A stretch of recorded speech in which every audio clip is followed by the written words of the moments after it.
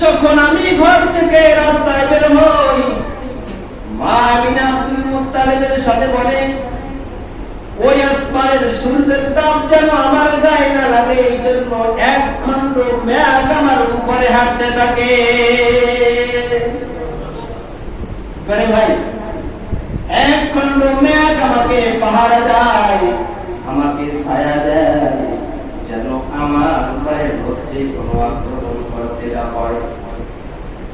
মুহাম্মদ গর্ভ থাকা অবস্থায় মা আমিনাকে আল্লাহ সুবহানাহু ওয়া তাআলা কত রকমের হেফাজত করেছে, করে না।